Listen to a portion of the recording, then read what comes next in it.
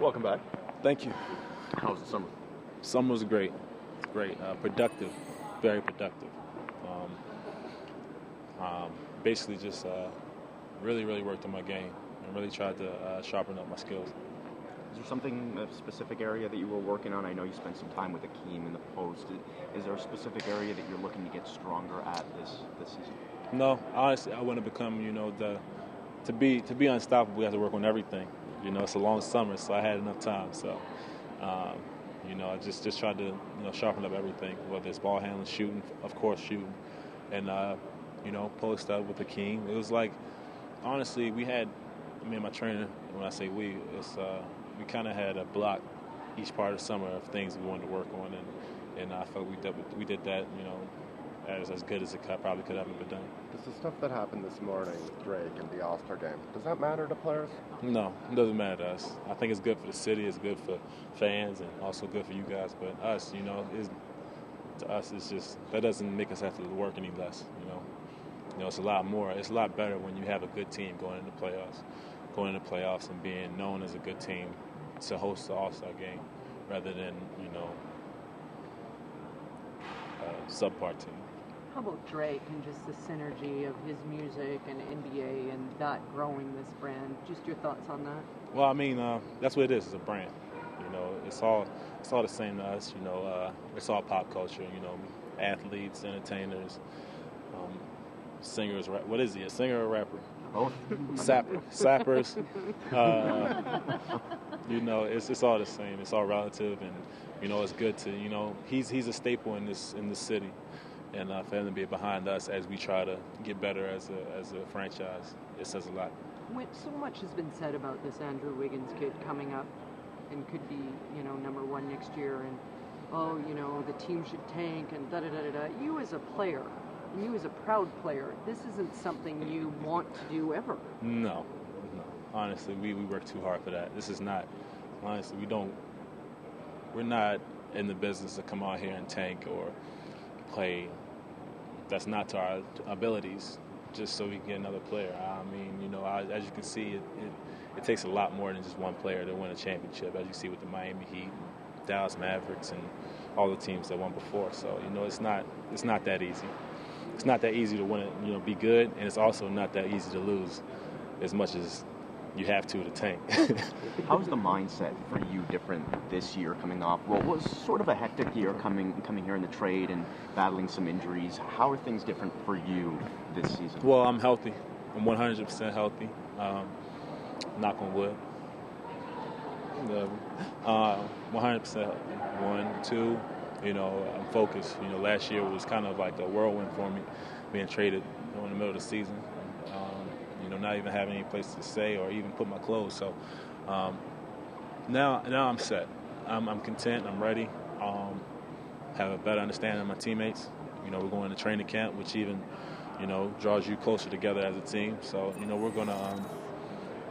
Well, I don't like to speak personally, but I think we are going to have a good season. All this mention of All-Star, you've been close to that level before. Is that something you think about? Is that something you strive for? Honestly, you win games, you play up to the level that people expect you to play at, all that's going to fall into place. I'm not going to say here, that would be selfish of me to say I'm playing to be an all-star because it's another half of the season. I'm playing to make the playoffs. I'm playing to be a contender, so that's what I'm playing for. Everything else will fall into place. When a new GM comes in, a lot of the time people expect him to, fire the coach, blow up the team. You guys, Dwayne's back. Yeah. Same starting five's back. There's always going to be player turnover. Yeah. How does that make you feel? Well, it makes me feel good, honestly, because it says a lot about kind of team that Brian Colangelo. Cut that out. Brian Colangelo. Kind of team that Brian Colangelo put together, and the kind of respect that Masai has for him, and also the kind of respect that Masai has for us. And it says a lot about the team that we had and what he thinks we can do with this. So, I definitely feel as though we have a chance to be a good team. Does that, knowing you guys have been given that opportunity, does it make you feel like you've got to sort of reward his faith in what was built before him? no disrespect to Masai, but Yeah. he's in the front office. Everything we do should be for each other, and he's one of us. He's not going to battle with us, but he's one of us. But I think we should win for each other, not for organization. And after us is the organization, then is the city. I think within the locker room, we should want to win for each other. Can you speak to the eye procedure? What was involved in the recovery? Eye procedure, recovery was horrible. That was terrible, not being able to see. I mean, How long? probably about 2 weeks. 2 weeks. The first week I couldn't see. Second week I could. So, and months and months upon putting eye drops and all that stuff. But it was one of those things that needed to happen. For me to continue my career. It's one of those things that needed to happen. Did you notice a significant improvement? No, I'm just kidding. Yeah, I do. I do. One of the things, I had that procedure done about a decade ago. It was like day and night. Is it like literally? It was like you open your eyes and you could see across the room the first time. Yeah, mine was kind of different. It was from just playing and getting hit in the eye and doing stuff like that. But it was a PRK. It wasn't really the same thing. It was a little bit more strenuous, but it was. I'm glad it happened. I do feel a lot different since, and I'm ready to roll. Are you looking forward to not talking about your eyes anymore? You know what? Honestly, I was talking to my trainer. It was like, if you come out and have a great season, it's going to be because of your eye, not because of the work you put in. So, I feel like I'm never going to stop talking about this eye. What type of work did you put in the season? We heard you were trying to build up your core strength and that. Yeah, I did. I gained 20 pounds muscle. Hopefully you can see it. If not, I need to go, maybe do some push-ups or something. But I gained 20 pounds of muscle.